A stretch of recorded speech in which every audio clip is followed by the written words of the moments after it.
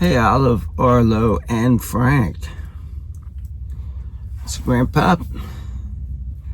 Another rainy, windy day, so I drove to Planet Fitness, and I'm sitting in watching, getting ready to go in and do a workout. Today we're going to be in a very busy chapter of the book of Luke, and that is chapter 9. And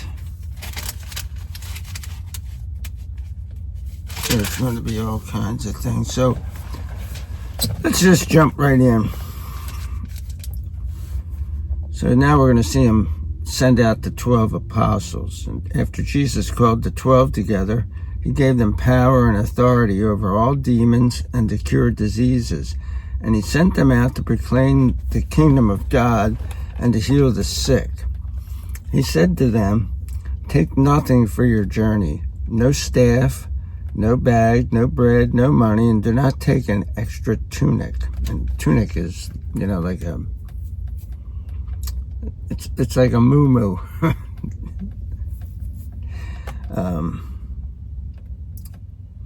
Whatever house you enter, stay there until you leave the area. Wherever they do not receive you, as you leave that town, shake the dust off your feet as a testimony against them. When they departed and went throughout the villages, then they departed and went throughout the villages, proclaiming the good news and healing people everywhere. Now Herod the Tetrarch heard about everything that was happening, and he was thoroughly perplexed, because some people were saying that John had been raised from the dead, while others were saying that Elijah had appeared, and still others that one of the prophets of long ago had arisen. Herod said, "I had John beheaded, but who is this about whom I hear such things?"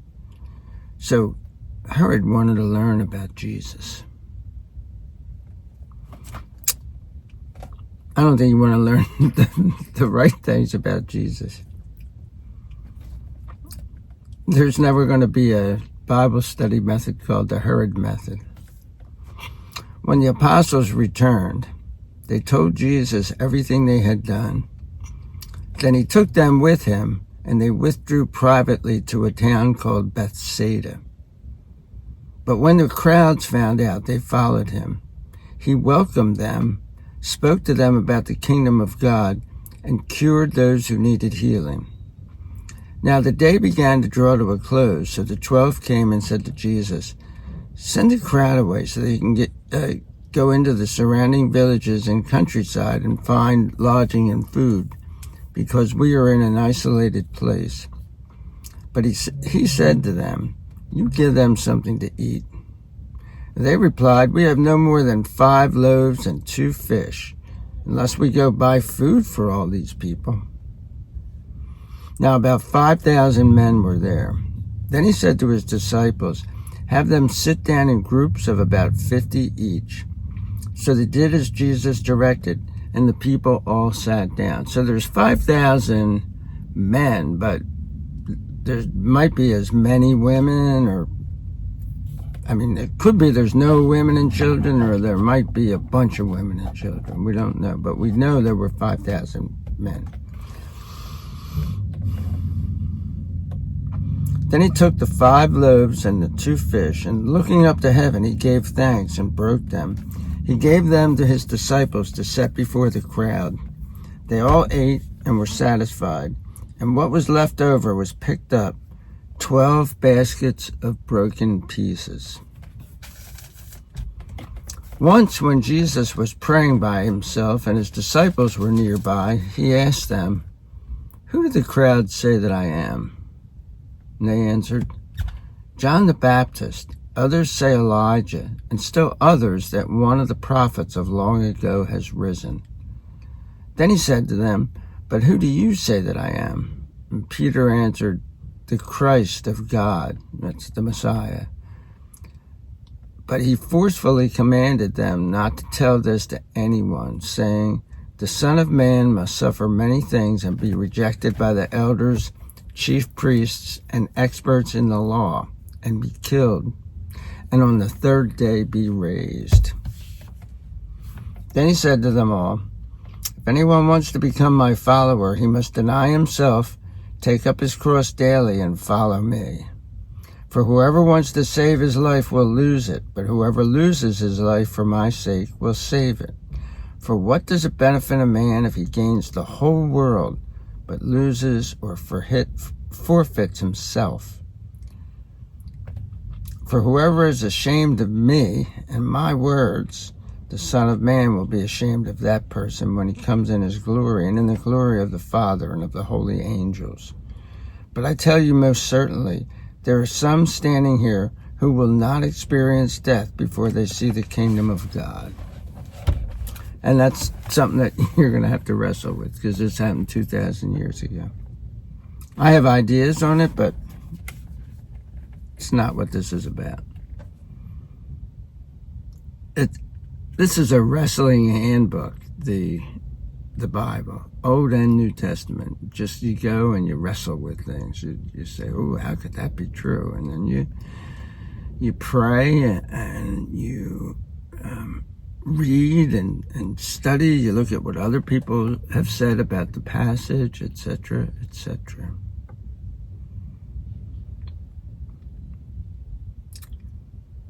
For whoever wants to save his life will lose it, but whoever loses his life for my sake. Oh no, I'm sorry. I'm back up. I just got done saying that there's none that would. There's some standing here who will not experience death before they see the kingdom of God. Now, about 8 days after these sayings, Jesus took with him Peter, John, and James and went up the mountain to pray. As he was praying, the appearance of his face was transformed, and his clothes became very bright, a brilliant white. Then 2 men, Moses and Elijah, began talking with him. So these 3 apostles are there watching this happen. Let's see what they do. Or, well, the ringleader, Peter, let's see what he did. They appeared in glorious splendor and spoke about his departure that he was about to carry out at Jerusalem. So they're talking about him being crucified and raising from the dead. Now, Peter and those with him were quite sleepy, but as they became fully awake, they saw his glory and the 2 men standing with him. Then as the men were starting to leave, Peter said to Jesus, "Master, it's good for us to be here. Let us make 3 shelters, one for you, one for Moses, and one for Elijah," not knowing what he was saying. So he's saying, "I'm going to make sukkahs." Sukkahs are these little booths. And we're actually in the season of Sukkot right now. I think it's an 8-day holiday. Could be wrong.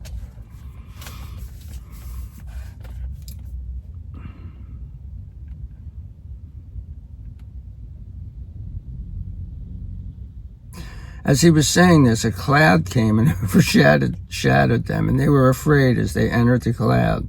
Then a voice came from the cloud saying, "This is my son, my chosen one. Listen to him." So he's saying, "Peter, shut up." That's why the Bible is so beautiful. It doesn't sugarcoat the characters in it. They're just some people that you would never pick if you were making a religion. You'd never pick Peter. You'd go like, no, that guy's, he does everything wrong, but he winds up getting crucified upside down. That's how the story goes. I don't know how true it is. Because he said he is not worthy enough to be crucified like the Lord, so do me upside down. After the voice had spoken, Jesus was found alone. So they kept silent and told no one at that time anything of what they had seen. Apparently, eventually they did, because we're reading about it. Now on the next day, when they had come down from the mountain, a large crowd met him, Then a man from the crowd cried out, "Teacher, I beg you to look at my son. He is my only child." A spirit seizes him and he suddenly screams. It throws him into convulsions and causes him to foam at the mouth. It hardly ever leaves him alone, torturing him severely. I begged your disciples to cast it out, but they could not do so. And Jesus answered, "You unbelieving and perverse generation.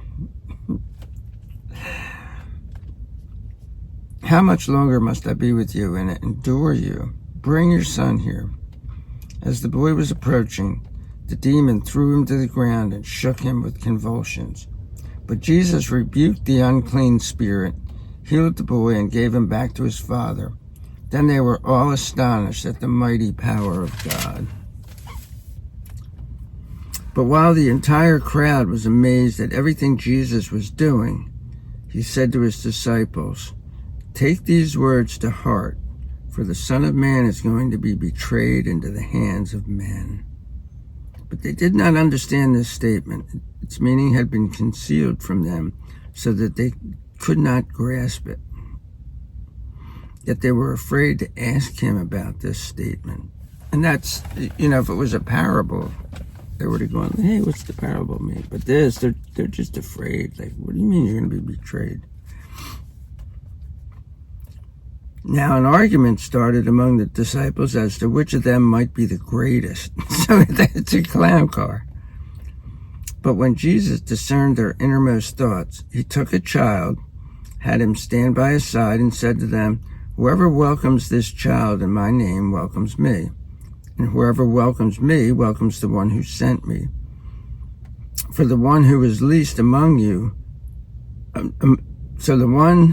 For the one who is least among you all is the one who is great." John answered, "Master, we saw someone casting out demons in your name, and we tried to stop him because he was not a disciple along with us." But Jesus said to him, "Do not stop him, for whoever is not against you is for you." And that's another one that you're going to have to spend some time in, because he also says there's people that call me Lord, Lord, and I never knew them. So I don't think he's saying that these are believers. I think he's saying, well, let them do it if they're doing the stuff that we're doing, and it's good stuff. It's just like modern churches. They're doing a whole bunch of stuff, and some of it's good stuff to do, but it's not, the Bible commands us to do this. No, Jesus said, you'll have the poor amongst you all the time. You can do good for them whenever you want.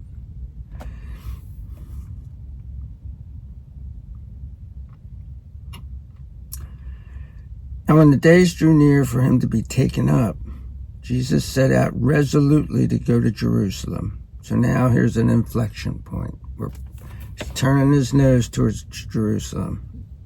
And he knows exactly why he's going there. He sent messengers on ahead of him. As they went along, they entered a Samaritan village to make things ready in advance for him.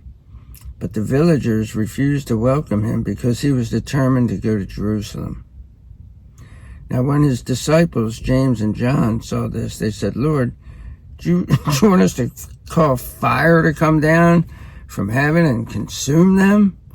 And there's a nickname for these guys, James and John, the Benage, or I forget, Bonjure brothers, but it means like the flamethrower brothers.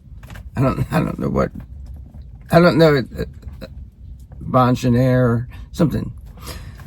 I don't know what language. I don't know anything except my Aunt Edith was a Bible teacher, Sunday school teacher, and that's what Boanerges. I think that's it, Boanerges. Calling down thunder. As they were walking along the road, someone said to him, "I will follow you wherever you go." And Jesus said, "Foxes have dens and birds in the sky have nests, but the Son of Man has no place to lay his head." Jesus said to another, "Follow me." But he replied, "Lord, first let me go and bury my father."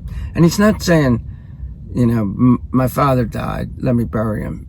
He's saying, my father's still alive, let me wait till he dies and bury him, and then I'll come after I'm done helping my dad build the business or whatever, or taking care of him, whatever. Yeah, I'll come do it then. But Jesus said to him, let the dead bury their own dead. But as for you, go and proclaim the kingdom of God. Yet another said, I will follow you, Lord, but first let me say goodbye to my family. Jesus said to him, no one puts his hand to the plow no one who puts his hand to the plow and looks back is fit for the kingdom of God. Peace out. See you in chapter 10. Shalom.